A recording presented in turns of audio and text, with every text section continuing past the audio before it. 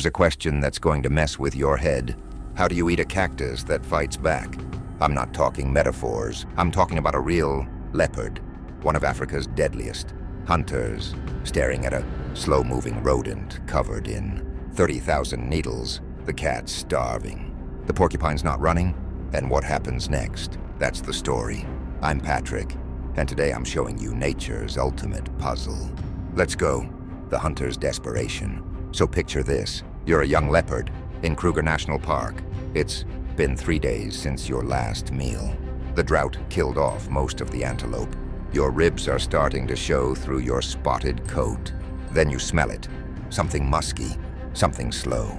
You move through the bush, silent as smoke. And there it is, this chunky, waddling thing about the size of a house cat. Doesn't run, doesn't even look scared. Your brain says easy meal. Every instinct screams, take it. That's the moment everything goes wrong. The defender's warning. Now flip the script. You're a crested porcupine. You weigh maybe 30 pounds, but you're covered in quills. Modified hairs made of keratin. Same stuff as human fingernails, each one up to 12 inches long, barbed like a fishhook. You hear the leopard before you see it. That specific breathing pattern, that smell. You've been here before.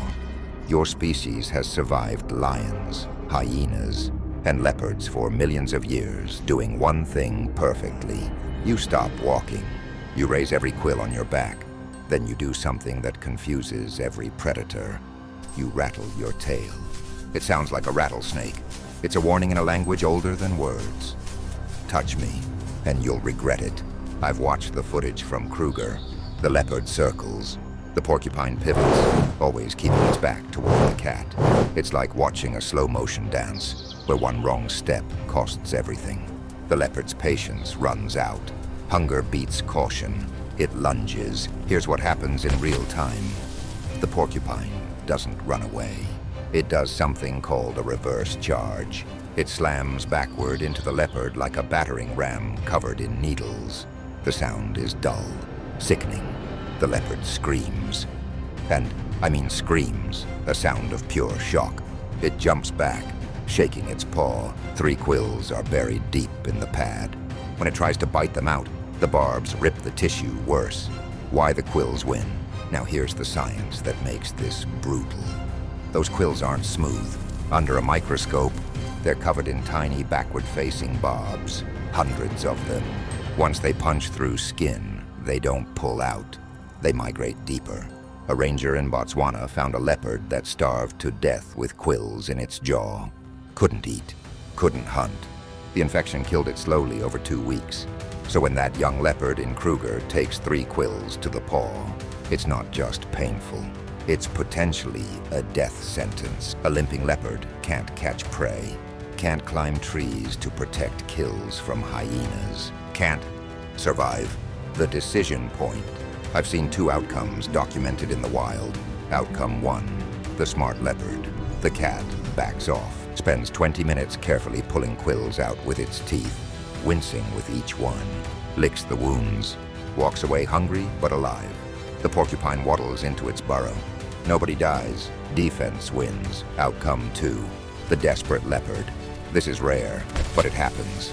An older, experienced leopard that's done this before. It doesn't go for the back. It waits, circles for 15 minutes, then finds the angle. Gets a paw under the porcupine's belly, flips it over, goes for the soft underside before the porcupine can right itself. But even in victory, the leopard pays. Quills in the mouth, blood on the muzzle. The meal costs more than it gives. Who actually wins? So I've looked at every documented encounter I could find. National Geographic footage. Ranger reports from Kruger, Okavango Delta, Londolozi. Here's what the data shows. In 8 out of 10 encounters, the porcupine walks away. The leopard retreats with injuries, learns a painful lesson, and never tries again.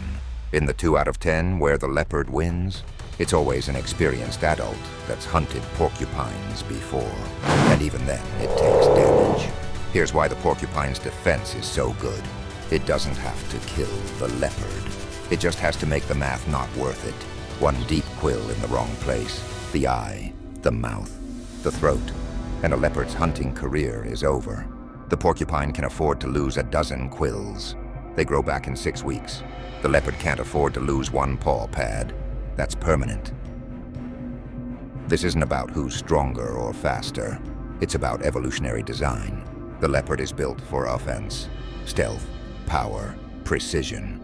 Perfect for hunting antelope, monkeys, even young warthogs. The porcupine is built for one job only, not getting eaten.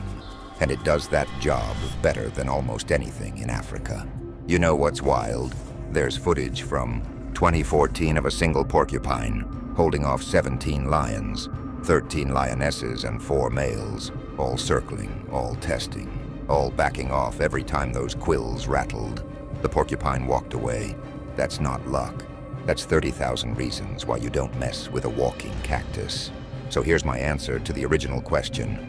How do you eat a cactus that fights back? Carefully, or not at all. Most leopards learn the lesson once and never try again. The smart ones walk away hungry. The desperate ones sometimes win, but pay in blood. And the porcupine? It just keeps waddling through the African night, covered in the best body armor evolution ever designed. This is Patrick's Arena. Drop Team Leopard or Team Porcupine in the comments, but I think we all know who's really winning this war. And if you want more battles where defense beats offense, hit that subscribe button. Next up, grizzly bear versus silverback gorilla. Stay wild.